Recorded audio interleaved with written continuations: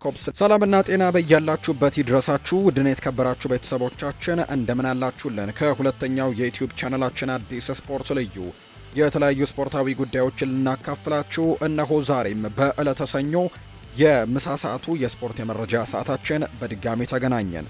እያደመጣችሁን እየተከታተላችሁን ስለሆነ እጅጉን ከልብ አድርገን ነው የምናመሰግነው። ፏድ ባህሩ የዛሬውን ፕሮግራም እየመራው ከእናንተ ጋር ቆይታን አደርጋለሁ። ቪዲዮአችንን ላይክ፣ ቻናላችንን ሰብስክራይብ እያደረጋችሁ ቆይታችሁን ከኛ ጋር እንድታደርጉ ነው በአክብሮት የምንጋብዘው። ከመሸጋገሪያ በኋላ በድጋሚ ተመልሰን የምንገናኝ ይሆናል። አብራችሁኝ እንድትቆዩ በአክብሮት ጋብዛለሁ። በዛሬ ፕሮግራማችን ግን እንደተለመደው ትልልቆቹን ክለቦች ማንቸስተር ዩናይትድ፣ አርሰናል፣ ቸልሲ፣ ሊቨርፑል፣ ማንቸስተር ሲቲን ጨምሮ ሌሎችም የአውሮፓ ታላላቅ ክለቦችን የተመለከቱ የዝውውር ጉዳዮችን እያነሳን ቆይታን የምናደርግ ነው የሚሆነው። የክረምት የተጫዋቾች የዝውውር መስኮት እጅጉን እየቀረበ ይገኛል። እነሱን የተመለከቱ መረጃዎችን እያነሳን ቆይታን እናደርጋለን። ሀሳብ አስተያየቶቻችሁን ጻፉልን። ቪዲዮአችንን ላይክ እያደረጋችሁ ቆይታን ከኛ ጋር አድርጉ። ከመሸጋገሪያ በኋላ በድጋሚ እንገናኛለን። አብራችሁኝ ቆዩ።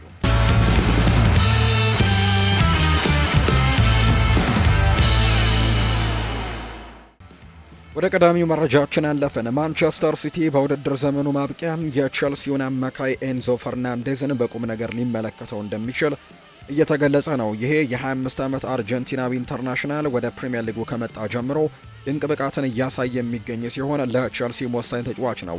ባለፉት ወራት ከለንደኑ ክለብ ሊለቅ እንደሚችል በተደጋጋሚ ሲነገር የቆየ ሲሆን ኒውዮርክ ታይምስ የተባለ የመረጃ ምንጭ እንደዘገበው ማንቸስተር ሲቲም ተጫዋቹን ለማምጣት እያሰበበት ነው የሚገኘው። ሲቲ በደቡብ አሜሪካው ኮከብ ላይ ያለው ፍላጎት ገና በጅምር ላይ ያለ ቢሆንም ይፋዊ ጥያቄዎችን ያቀርቡ እንደሆነ ግን ወደፊት የምናየው ጉዳይ ይሆናል። ሲቲ ከመሃል ሜዳ የሚነሳ ተጨማሪ የፈጠራ ብቃትንና ጎሎችን የሚፈልግ ሲሆን ለዚህም ደግሞ ኤንዞ በጣም እጅግ አማራጩ ተመራጭ ተጫዋች እንደሆነ እየተነገረ ነው። ኤንዞ በዚህ የውድድር ዘመን 13 ጎሎችን አስቆጥሮ 6 አሲስቶችን በአጠቃላይ በድምሩ 18 የግብ ተሳትፎችን አድርጓል። የትላንትናው የኤፍኤ ካፕ ጨዋታ ላይ ያስቆጠረው ጎልን ጨምሮ ተጫዋቹ በከፍተኛ ደረጃ የመወዳደርና ለትልልቅ ዋንጫዎችም የመታገል ፍላጎት ያለው ሲሆን ማንቸስተር ሲቲ ደግሞ ይህንን እድል ከማንም በላይ ሊሰጠው እንደሚችል ይታመናል። በመሆኑም የቼልሲው ኮከብ ወደ ማንቸስተር ሲቲ የመዞር ሀሳብ ቢስበውም አያስደንቅም። ማንቸስተር ሲቲ ኬቨን ደብሮይና ክለቡን ለቆ ከሄደ በኋላ ከመሃል ሜዳ የሚመነጩ ጎሎችንና የፈጠራ ብቃቶችም ቀንሰውበታል። ኤንዞ ፈርናንዴዝ ደግሞ ለዚህ ችግር ትክክለኛው አማራጭ ሊሆን ይችላል።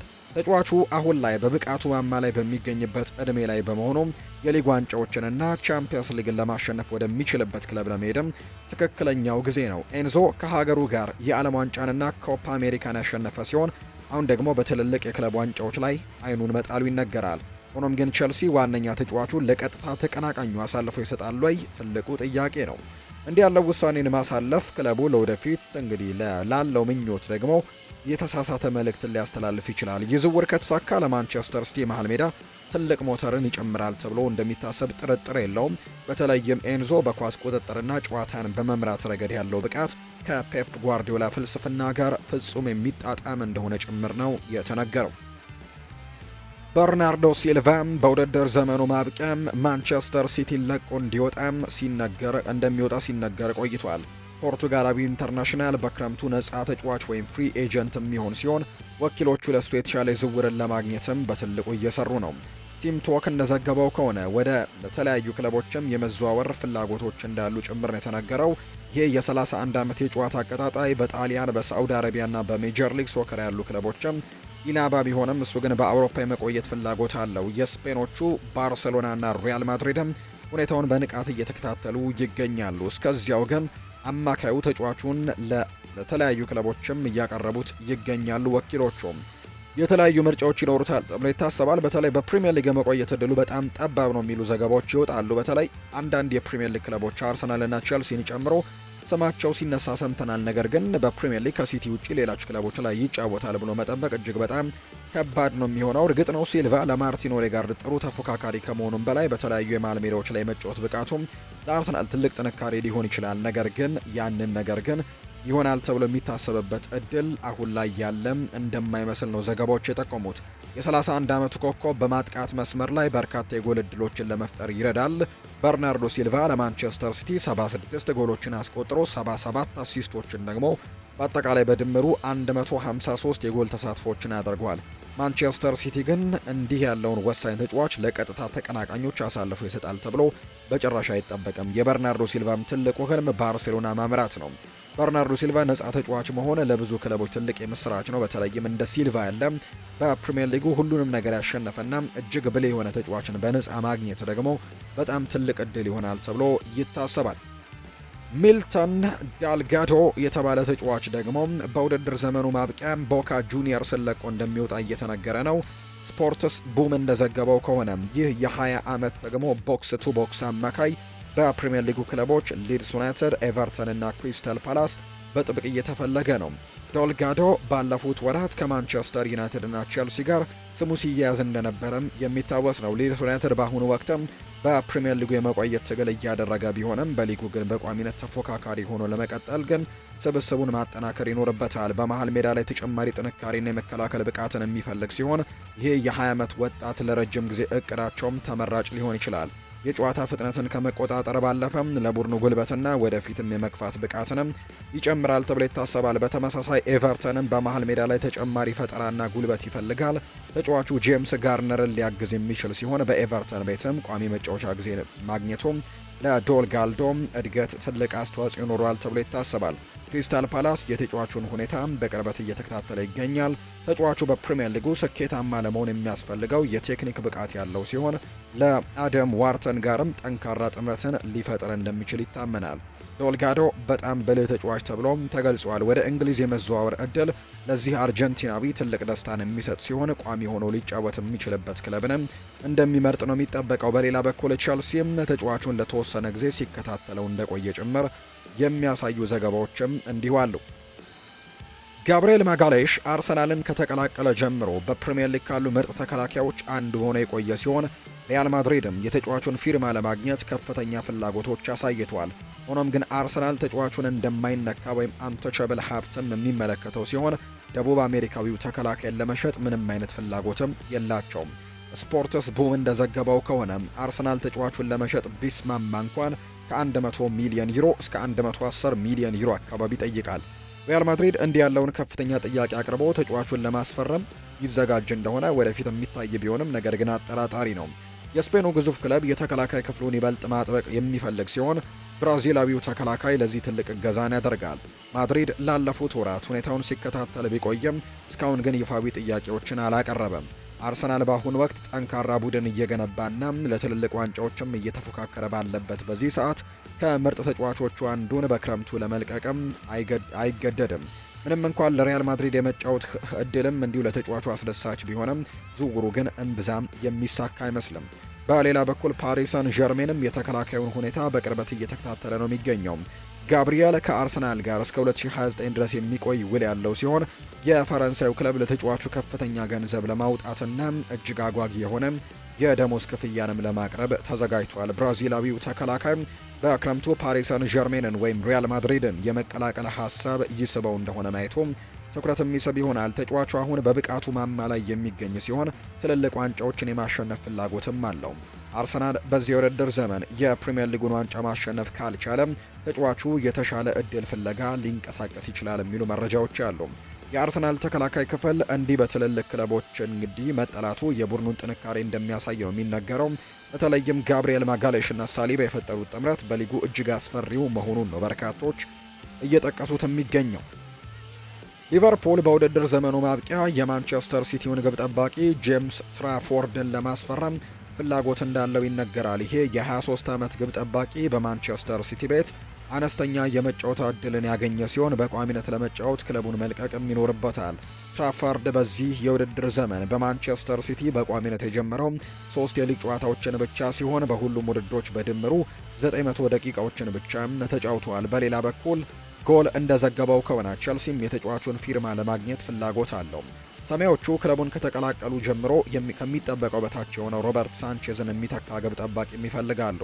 ትራፎርድ በበርንሌ በነበረው ቆይታ በሀገሪቱ ካሉ ምርጥ ግብ ጠባቂዎች አንዱ የነበረ ሲሆን ለቼልሲም ትልቅ ጥንካሬ ሊሆን ይችላል። ተጫዋቹ ወጣትና ትልቅ ተሰጥኦ ያለው በመሆኑ ቋሚ የመጫወቻ ዕድልን ካገኘ ብቃቱን ይበልጥ ሊያሳድግ ይችላል። በተጨማሪም እንደ ቶተንሃም፣ ኒውካስል እና አስተን ቪላ ያሉ ክለቦችም ሁኔታውን በንቃት እየተከታተሉ ይገኛሉ። በመሆኑም በክረምቱ የዝውውር መስኮት ትራፈርድ ከፍተኛ ፍላጎት የሚታይበት ተጫዋች እንደሚሆን ነው ግልጽ የሆነው። የሊቨርፑል ግብ ጠባቂ አሊሰን ቤከር ወደ ጣሊያን ሊያመራ እንደሚችል እየተነገረ ይገኛል። ሊቨርፑል እሱን በአግባቡ መተካት የሚፈልግ ሲሆን እንግሊዛዊው ግብ ጠባቂ በዚህ ተስማሚ ሊሆን ይችላል። ለሊቨርፑል የመጫወት እድል ለትራፈርድ እጅግ አስደሳች ነው። በሚቀጥለው የውድድር ዘመን ከጆርጂ ማማርዳሽቪሊ ጋርም ለቋሚ ተሰላፊነትም ሊፎካከር ይችላል። ሊቨርፑል በዓለም ላይ ካሉ ትልልቅ ክለቦች አንዱ በመሆኑ ለትልቅ ዋንጫዎች ለመታገልም የሚያስችል እድል ይሰጠዋል ተብሎ ነው የሚጠበቀው። ኢጎር ቲያጎ ብሬንትፈርድን ከተቀላቀለ ጀምሮ ድንቅ ብቃቱን እያሳየ የሚገኝ ሲሆን የቼልሲና የቶትናም ሆትስፐርስን ትኩረትንም ስቧል። ቲም ቶክ እንደዘገበው ከሆነ የብራዚላዊ አጥቂ በውድድር ዘመኑ ማብቂያ ክለቡን ሊለቅ የሚችል ሲሆን ብሬንትፈርድም የእሱን ተተኪ ፍለጋ ማትቪን እንዲሁ እንደ ኢላማ መርጦታል። ቲያጎም ከማንቸስተር ዩናይትድ ጋርም ስሙ ይነሳል። ይህ ደቡብ አሜሪካዊ ኮከብ በዚህ የውድድር ዘመን በ35 ጨዋታዎች 24 ጎሎችን ያስቆጠረ ሲሆን ከኒውካስል ዩናይትድ እና ማንቸስተር ሲቲ ጋርም ስሙ ተነስቷል። ቸልሲ ጥራት ያለው አጥቂ ወደ ቡድኑ ማምጣት እንደሚፈልግ ግልጽ ነው። ሊያም ዴላፕ በዚህ የውድድር ዘመን ያስቆጠረው 2 ጎሎችን ብቻ በመሆኑ ቸልሲ የቀድሞውን የኢፕስዊች ታውንን አጥቂም የሚተካ የተሻለ ሰው ይፈልጋሉ። ቲያጎ ለቸልሲ ጠቃሚ ዝውውር ሊሆን የሚችል ሲሆን ከሀገሩ ልጅ ዣኦ ፔድሮ ጋርም ጠንካራ ጥምረትን ሊፈጥር ይችላል ተብሎ ይታመናል። በሌላ በኩል በቶትናም በማጥቃት መስመሩ ላይ ተጨማሪ ጥራቶችን ይፈልጋሉ። ዶሚኒክ ሶላንኬም በቂ ጎሎችን እያመረተ ባለመሆኑ በማጥቃት መስመሩ ላይ ድጋፍ ያስፈልገዋል። ኢጎር ቲያጎም በፕሪሚየር ሊጉ ራሱን ያላመደ ተጫዋች በመሆኑ ወዲያውኑ ደግሞ ተጽዕኖዎችን መፍጠርም ይችላል። ሆኖም ግን ቶተንሃም ተጫዋቹን ለማስፈረም መጀመሪያ በሊጉ መቆየቱን ማረጋገጥ ይኖርበታል። ብራዚላዊ አጥቂ በሁለተኛው ዲቪዥን ወይም በሻምፒዮንሺፕ መጫወት በጭራሽ ፍላጎት እንደሌለው ነው የሚታመነው። አጥቂው ከብሬንትፈርድ ጋር የረጅም ጊዜ ውል ያለው በመሆኑ ክለቡ ከፍተኛ የዝውውር ሂሳቦችን እንደሚጠይቅም ነው የሚጠበቀው። ቸልሲ ወይም ቶተንሃም ለተጫዋቹ የሚጠየቀውን ከፍተኛ ዋጋ ለመክፈል ይዘጋጁ እንደሆነ ወደፊት የሚታይ ነው። ሊቨርፑል በውድድር ዘመኑ ማብቂያ ላይ ያን ዲያማንዴን ከአረቢ ላይፕዚግ ለማስፈረም ተስፋ ያደረገ ሲሆን አሁን ደግሞ በዝውውር ጥረቱ ላይ ትልቅ መነቃቃትን የሚፈጥርለት መረጃን ደርሶታል። ቲም ቶክ እንደዘገበው ከሆነ የ19 ዓመት ወጣት ወደ ፕሪሚየር ሊጉ ክለብ ለመዘዋወርም እውነተኛ ፍላጎት ያለው ሲሆን የግል ጥቅማ ጥቅሞችም ወይም ፐርሰናል ተርምስም ስምምነት ለሊቨርፑል ችግር አይሆኑበትም ተብሎ ነው የሚታመነው። ከጀርመኑ ክለብ ጋር ስምምነት ላይ መድረስ ከቻሉ ዝውውሩ ሊያጠናቀቁ የሚችሉ እንደሚመስሉ ነው መረጃዎች የወጡት። ዲያማንዴ የዕድሜ ልክ የሊቨርፑል ደጋፊ እንደሆነ የሚገልጹ ዘገባዎች በመኖራቸው ወደ ሊቨርፑል ለመዘዋወር ፍላጎት ማሳየቱ የሚያስደንቅ አይደለም።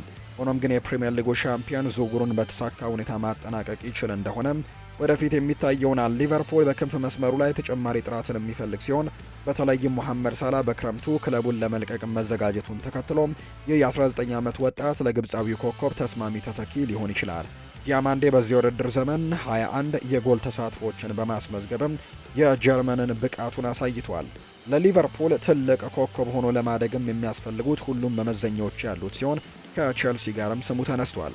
ዲያማንዴ ወደ 87 ሚሊዮን ፓውንድ ሊያስወጣ የሚችል ሲሆን ይህ የመጠየቂያ ዋጋ ደግሞ ለሊቨርፑል ፈታኝ ሊሆን ይችላል። ሊቨርፑል በክረምቱ በርካታ ተጫዋቾችን ማስፈረም የሚጠበቅበት በመሆኑ ለአንድ አጥቂ ብቻ 87 ሚሊዮን ፓውንድ ማውጣቱ ከባድ ሊሆንበት ይችላል። ሁኔታው እንዴት እንደሚሄድም ወደፊት የሚታይ ይሆናል። ተጫዋቹ ከሌሎች የእንግሊዝ ክለቦች ጋር ስሙ እየተነሳ ሲሆን ዲያማንዴ ግን ወደ ትልቅ ክለብም በመዘዋወር በሙያው ቀጣዩን ደረጃ ላይ ለመድረስ ጓግቷል ነው የተባለው። ሊቨርፑል ሳላህን ለመተካት እንዲህ ያለ ወጣትና የክለቡን ደጋፊ የሆነ ተጫዋችን ማግኘቱ ትልቅ እድል ነው። ሆኖም ግን 87 ሚሊዮን ፓውንድ ለ19 ዓመት ወጣትን ማውጣት ትልቅ ስጋት ቢኖረውም የተጫዋቹ ተሰጥኦ ግን ዋጋውን ሊያጸድቅለት ይችላል ተብሎ ነው የሚታመነው። ማንቸስተር ዩናይትድ በውድድር ዘመኑ ማብቂያ ማሲሚሊያኖ አሮሆን ለማስፈረም ፍላጎት አለው። ይህ የ26 ዓመት ተጫዋች በክረምቱ ወደ 60 ወይም ደግሞ 50 ሚሊዮን ዩሮ አካባቢ ከሁለት አንዱን ሊያስወጣ እንደሚችል ግምቶች ወጥተዋል። ምንም እንኳን በውሉ ላይ የ80 ሚሊዮን ዩሮ ውል ማፍረሻ ወይም ሪሊዝ ክሎዝ የምንለው ቢኖርበትም የፖርቱጋሉ ክለብ ስፖርቲንግ ሊዝበን በተመጣጣኝ ዋጋ ተጫዋቹን ለመልቀቅ ፍቃደኛ እንደሚሆን ነው የሚጠበቀው። ይህ የግራ መስመር ተከላካይ በስፖርቲንግ ሊዝበን ቤትም እጅግ አስደናቂ ብቃቱን እያሳየ የሚገኝ ሲሆን በዚህ የውድድር ዘመን ደግሞ የጎል ተሳትፎችን አድርጓል። አሮሆ በማንቸስተር ዩናይትድ የመከላከል ረገድም ከመርዳቱም ባለፈ ደግሞ በማጥቃቱ ሂደት ላይም ትልቅ አስተዋጽኦች ይኖሩታል ተብሎ ነው የሚጠበቀው። ማንቸስተር ዩናይትድ በተደጋጋሚ በጉዳት ለሚቸገረው ሉክ ሾው የረጅም ጊዜ ተተኪ የሚሆን ተጫዋች ያስፈልገዋል። ይህ ዩራጓዊ ኢንተርናሽናል አሁን በብቃቱ ማማ ላይ የሚገኝ በመሆኑ ወደ ፕሪምየር ሊግ ለመዘዋወርም ትክክለኛ ጊዜው ነው።